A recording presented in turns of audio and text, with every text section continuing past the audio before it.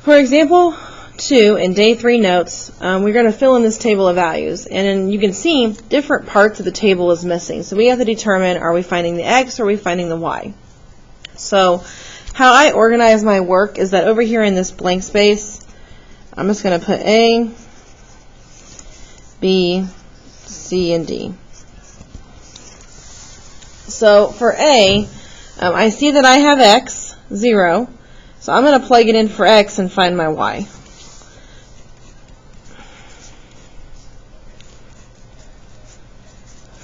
Okay, so if I solve that, 2 times 0 is 0, and 0 plus 3 is 3.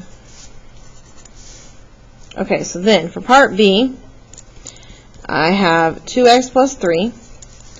That's my equation. I have 1, and 1 was under the y. So I'm plugging 1 in for y. And I'm going to solve this as a two-step equation. So I'm going to subtract 3, get negative 2 equals 2x, and then divide by 2, and get that x is negative 1. So for 1 for y, I get negative 1 for x.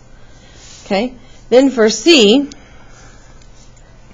I'm plugging negative 2 in for x. So 2 times negative 2 plus 3. So this becomes a negative 4. And I'm going to add 3 to that, and that's negative 1. Okay, and then lastly for D, I have 7, and that's your y. So I'm plugging 7 in for y, and I'm solving for x. So I'm going to say minus 3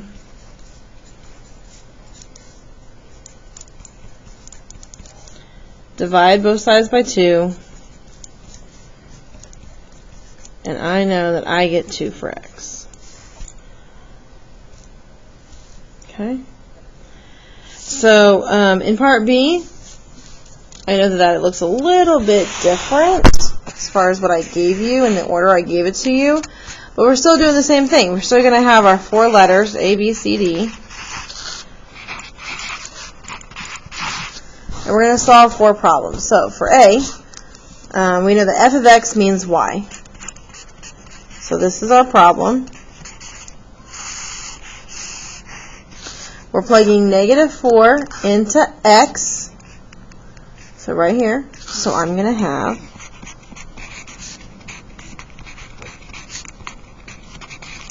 that.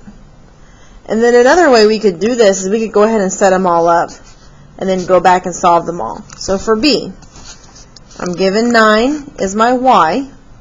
So I'm plugging 9 into y. And I want to solve that. Okay, let's look at C. Okay, C is 3, and that's in the y again. So I'm going to plug it in for y.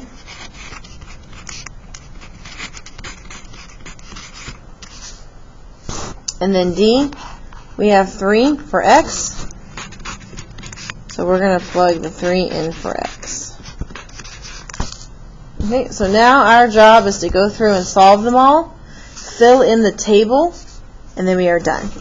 So here, I would multiply first, and this would give me 8 plus 5, and that would give me 13. For B, I'm going to subtract 5. 9 minus 5 is 4. Divide by 2, and we get x is 2. For C, we subtract 5. We get negative 2 equals negative 2x. And we divide by negative 2. So x is 1. Then for D, we multiply first. And if we add 5, we get negative 1.